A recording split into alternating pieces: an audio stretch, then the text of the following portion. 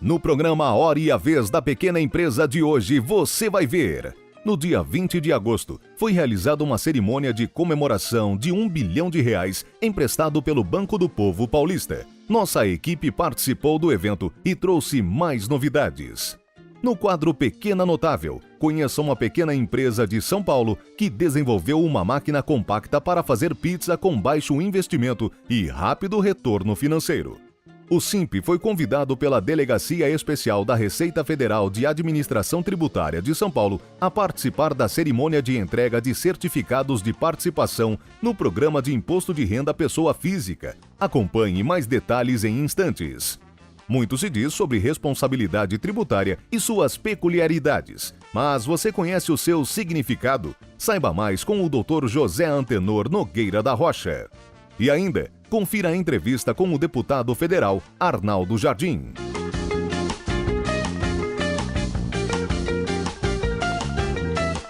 Quando diante de dois produtos, um nacional e outro importado, você prefere o importado. Desculpe, mas você fez um mau negócio. Primeiro, porque o nível técnico do Brasil está no mesmo nível dos produtos internacionais, às vezes melhor. Depois, porque quando deixa de comprar um produto feito em nosso país, você diminui nosso mercado interno. Resultado, menos empregos, menos oportunidades de trabalho. Prefira sempre produtos fabricados no Brasil. Uma campanha do Sindicato da Micro e Pequena Indústria do Estado de São Paulo. Apoie você também. Dicas rápidas para aumentar sua cartela de clientes. Ofereça algo a mais. Se o seu diferencial for só o preço, alguém poderá fazer mais barato amanhã e você acabará perdendo o espaço. É preciso ser diferente.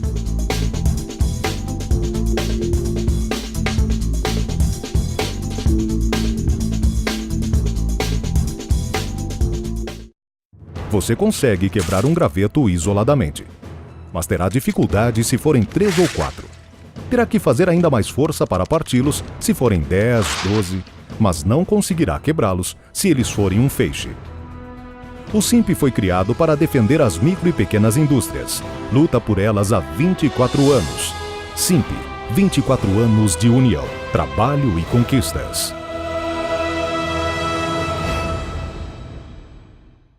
No dia 20 de agosto, o governador do estado de São Paulo, Geraldo Alckmin, participou da cerimônia de comemoração de R$1 bilhão emprestados pelo Banco do Povo Paulista.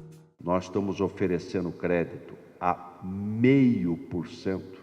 Era 1, Serra baixou para 0,7, eu baixei para 0,5. Para renda, para as pessoas montarem o seu negócio, para ter capital de giro, para comprar equipamento, para ter renda. O microcrédito é uma coisa milagrosa. Faz o que todo mundo pensa que é impossível.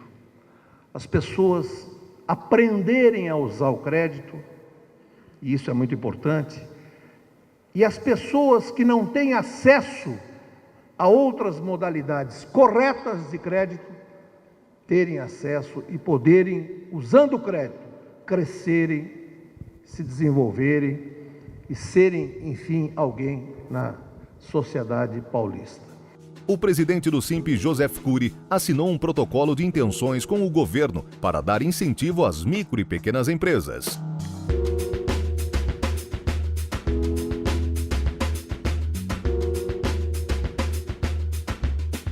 O Banco do Povo é um programa de microcrédito produtivo do governo de São Paulo, que já beneficiou mais de 282 mil microempresários do estado.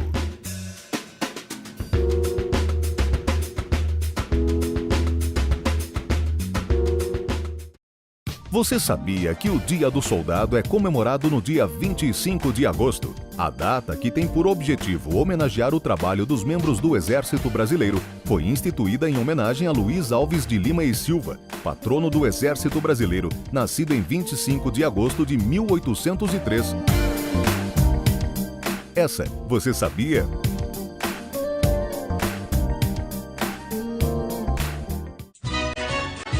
Reza a lenda que a Itália é o país da pizza, mas na verdade a cidade apaixonada pelo prato é São Paulo. Pensando nisso, este pequeno empresário desenvolveu uma máquina portátil, leve e econômica de produzir pizzas. tive a ideia de fazer uma coisa que não poluísse o ambiente e que tivesse o mesmo resultado com a mesma, digamos, a mesma técnica que se tem num forno a lenha. Ou seja, o calor bem forte por cima e uma base aquecida para assar a massa.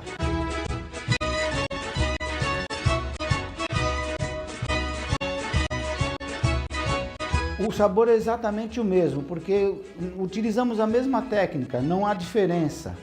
O que não existe, na verdade, com relação à pizza do forno a lenha é só o cheiro da lenha. De resto, é a mesma coisa.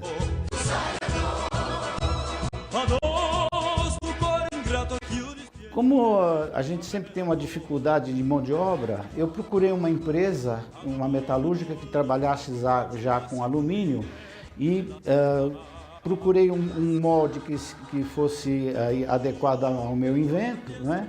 E eles fazem todo o processo para mim, me dão o forno praticamente todo pronto e apenas eu tenho o trabalho aqui de montar os queimadores, testá-los e embalar.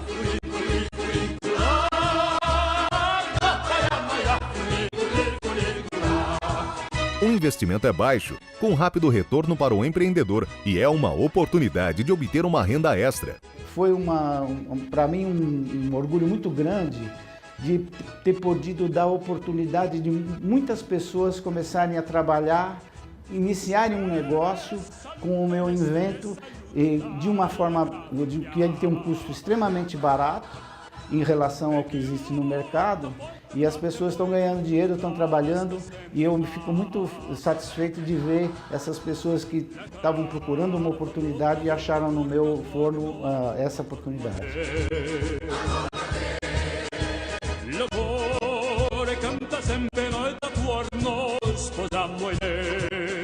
Mangiamo?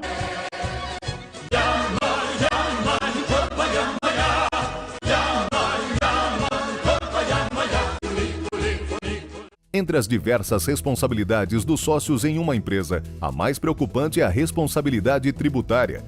Quem é o contribuinte principal de uma obrigação tributária?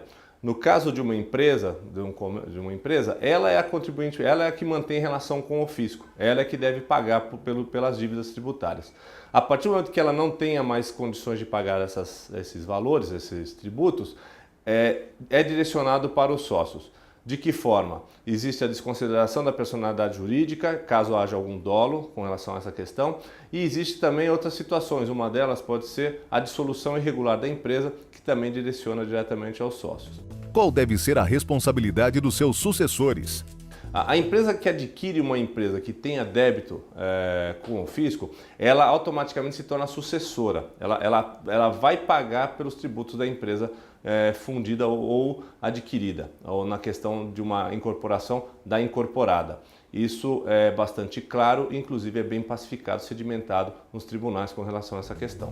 O que difere a responsabilidade dos sucessores da responsabilidade de terceiros? Podem ser também não somente os sócios, os responsáveis tributários, ou até cobrados por uma situação incorreta, ou uma situação ilícita praticada. Por exemplo, uma escrituração incorreta, por exemplo, quem praticou pode ter sido um preposto ou um empregado.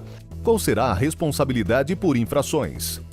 O artigo 137 do Código Tributário Nacional, ele trata exatamente disso. Não somente de não ter pago o tributo, mas também da intenção do agente de fazer isso, de não pagar deliberadamente. Ou ele escriturou de forma errada, ou ele informou ao fisco de forma errada, ou ele fraudou algum documento fiscal, enfim, ou ele comprou uma nota, como normalmente o fisco costuma usar o nome nota inidônea de empresas que não existem, notas fantasmas. Então, existe a questão tributária de cobrança e existe a questão do crime tributário. Quem é o responsável pelo crime tributário? Quem praticou o ato. Se foi o sócio que determinou, se foi alguém que executou, isso vai ser apurado e essa pessoa responde. A empresa responde pelo débito, caso não tenha como pagar o sócio ou os envolvidos nessa questão, e criminalmente quem praticou o ato diretamente. No próximo programa, nós retornaremos para falar sobre a denúncia espontânea da responsabilidade tributária. Sua empresa precisa de um plano de saúde? Então sua empresa precisa da DocX Corretora. Somos especializados em cuidar da saúde de seus colaboradores. Oferecemos uma consultoria especializada em gestão de saúde para quem busca o que há de melhor. Com uma equipe altamente qualificada, a DocX busca soluções sob medida para as suas necessidades. Entre em contato e conheça um pouco mais sobre a DocX Corretora. O SIMP foi convidado pela Delegacia Especial da Receita Federal de Administração Tributária em São Paulo a participar da cerimônia de entrega de certificados de participação no Programa de Imposto de Renda de Pessoa Física. Os alunos participam desse evento já há muito tempo, já faz quase 10 anos que existe essa parceria, onde eles ajudam as pessoas que não têm condições de fazer a declaração de imposto de renda no computador, né? E aí eles auxiliam principalmente essas pessoas com maior dificuldade de fazer essa declaração, já que a Receita não pode fazer por eles, né? Os certificados foram dados para os estudantes da Universidade Mackenzie, da FECAP e da Universidade São Judas.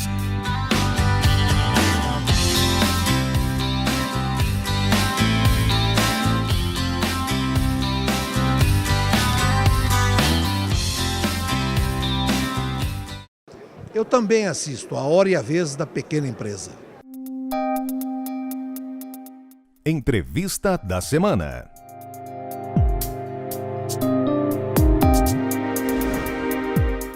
O nosso convidado de hoje é o deputado federal Arnaldo Jardim, que é o presidente da Frente Parlamentar da Infraestrutura. É um prazer tê-lo conosco.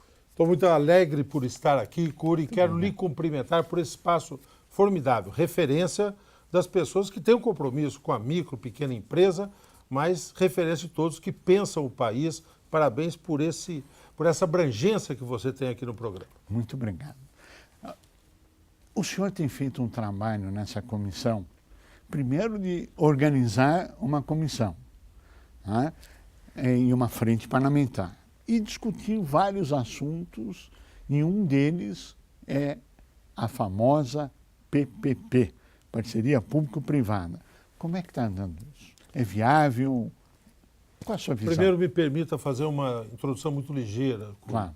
E vai muito de acordo com o espírito que você tem aqui. Claro. Nós, alguns deputados, senadores, que eu tenho a responsabilidade de coordená-los nessa frente, presidente que sou, por exemplo, um dos vice-presidentes é o senador Delcídio Amaral, que é um grande especialista na área de gás e petróleo, você conhece. Grande homem. Nós temos lá um outro especialista, que é o deputado Eduardo Seara, na área da infraestrutura urbana. E assim nós temos pessoas que tratam, senadores e parlamentares, de um processo de infraestrutura que para nós é fundamental para o desenvolvimento. Vamos falar de um dado. O governo está agora tentando tomar medidas de iniciativa para poder fazer um trabalho de reaquecer a economia. É verdade. Só que nós não conseguiremos fazer isso só com investimentos públicos. Não fecha a equação.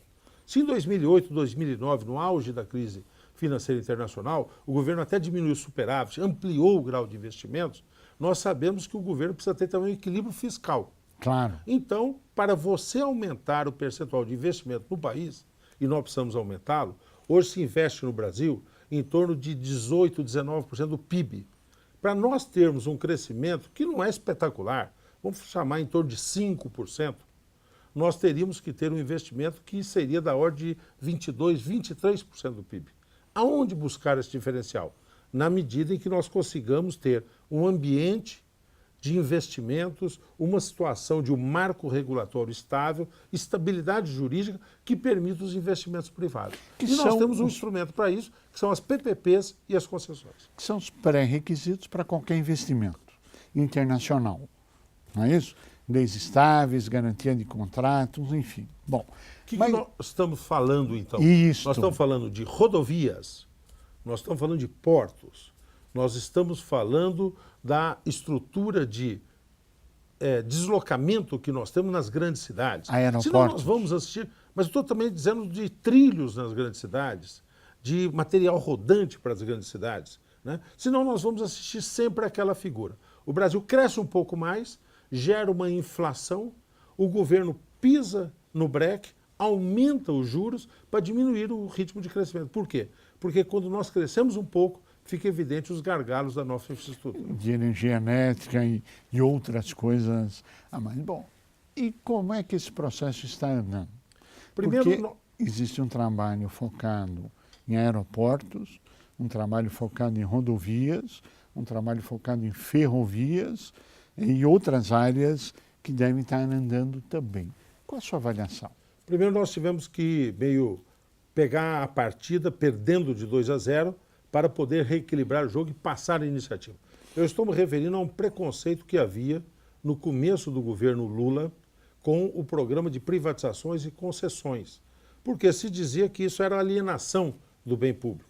E nós sabemos que o novo Estado que nós precisamos não é o Estado provedor, nós não vamos ter o Estado fazendo milhares de companhias reconstituindo. O Estado precisa ser regulador, fiscalizador.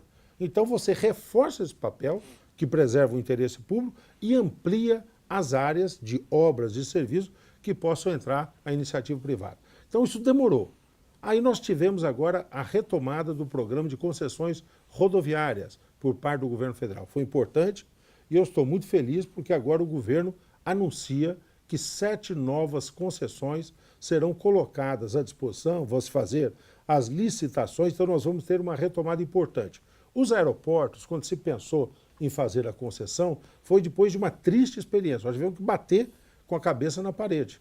A dificuldade da Infraero, o governo insistiu muitas vezes que a Infraero daria conta e ficou evidente que não. Aí o governo partiu para as concessões. Quando se partiu para as concessões, vamos pegar, por exemplo, o caso do Galeão. O próprio governo do Rio de Janeiro resistiu e pediu que Galeão fosse retirado da primeira leva de concessões que foram feitas. Hoje está querendo que volte. Por quê? Porque foi um sucesso o processo de concessão de Guarulhos, Sim. que nós vamos ter agora com Bica se desenvolvendo, de Viracopos e do aeroporto de Brasília, que foram os 3 que foram feitas as concessões. Então, nós temos agora que fazer com que isso se deslanche.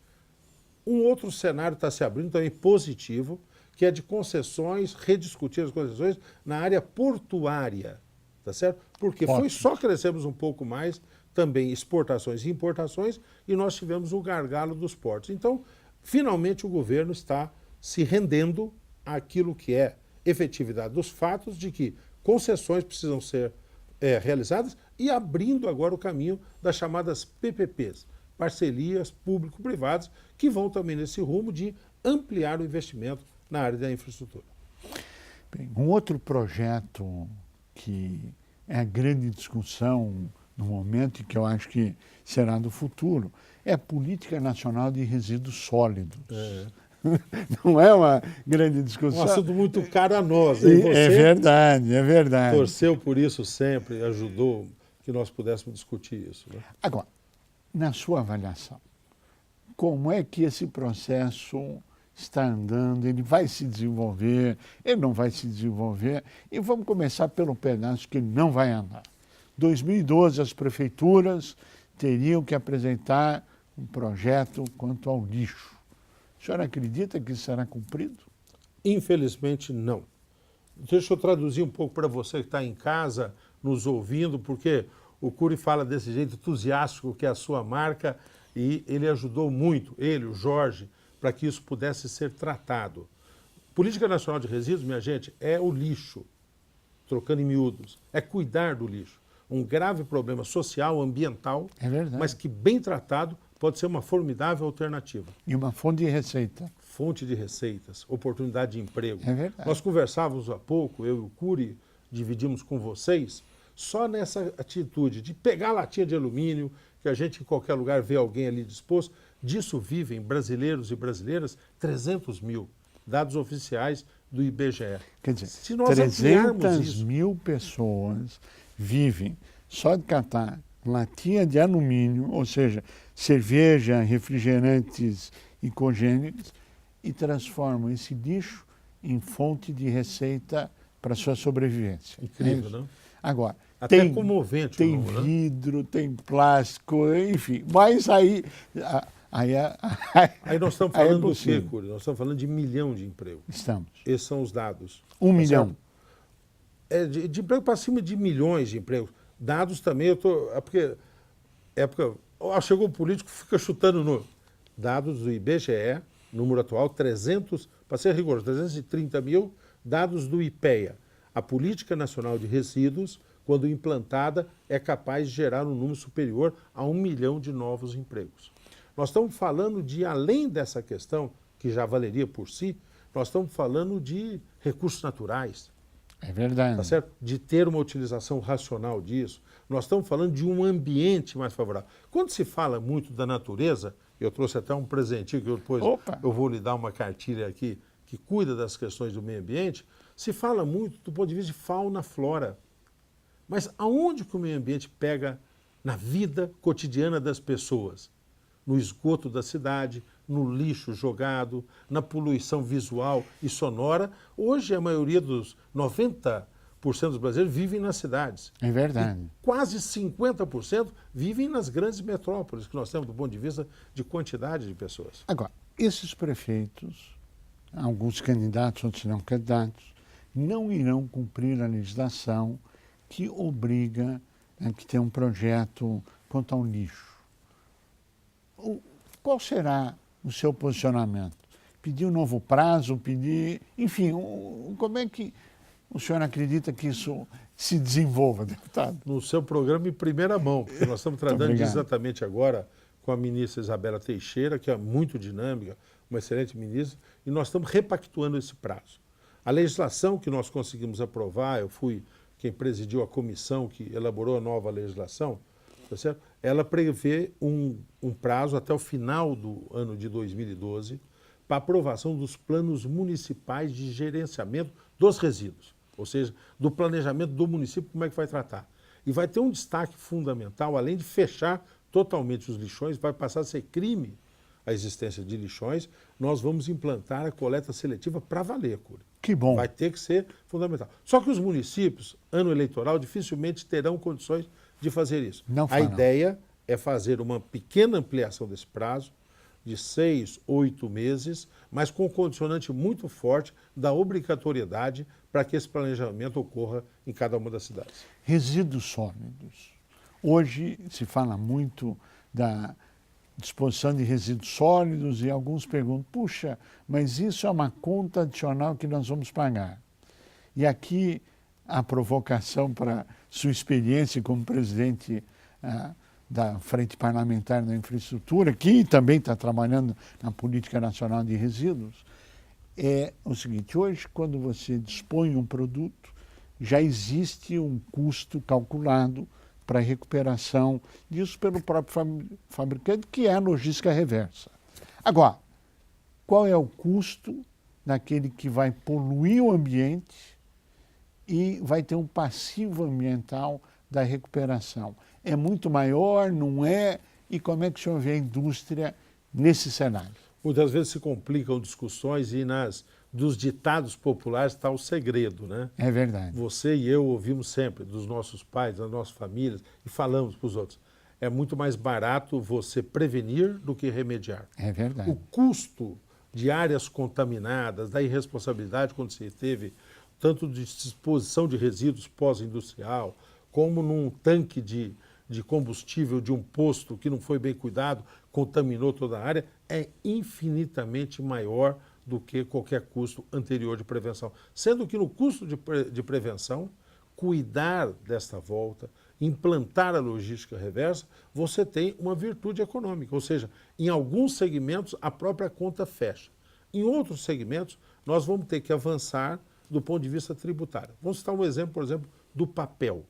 Nós não podemos deixar, como existe hoje, você trata muito dessa questão tributária, tantas vezes aqui, eu já lhe assisti no programa, tratando disso de uma forma muito correta, e lhe parabenizo mais uma vez por isso, você não pode ter uma bitributação, ou seja, o vidro que já teve uma incidência de IPI, de todos os impostos, quando você pega, moe aquele vidro e ele é reutilizado para a produção da garrafa, você não pode ter uma incidência tributária igual ao que era quando o plástico era virgem, quando o vidro era original, na primeira vez. Então nós precisamos de ainda fazer alguns ajustes tributários, mas a conta é muito virtuosa e vai se estabelecer, já está se estabelecendo uma nova indústria, a indústria da reciclagem, gerando empregos, dinâmicas e de uma forma muito distribuída. Nós reforçamos muito na legislação e está se implantando a figura das cooperativas, aquele trabalho também, porque eu destaquei o trabalho do catador da lata,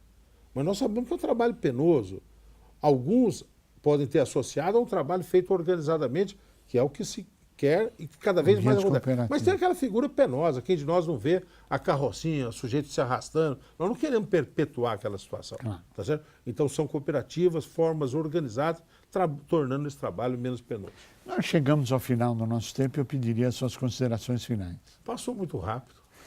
Tá Mas vendo? eu quero voltar depois, então, aqui para dar um balanço. Viu, Com muito prazer. Mas me permitam, então, vocês aqui, eu estou entregando ao Cury uma cartilha que são ideias de cuidados ambientais. Se depois alguém se interessar em recebê-la, pode mandar uma cartinha para o Cury que eu mando entregar isso que eu estou entregando a ele também, uma contribuição a esse espírito de cidadania ambiental. Muito obrigado. Muito obrigado, Cury. Deputado Arnaldo Jardim, nós queremos agradecer muito a sua participação, te desejar pleno êxito nessa empreitada de temas altamente polêmicos, mas muito importantes para o país, e todo o sucesso que você tem tido nas tarefas e nos trabalhos a que você se propõe a fazer. Sucesso. E a você que esteve conosco, o nosso mais profundo agradecimento, com a certeza que estaremos juntos na semana que vem. Até lá!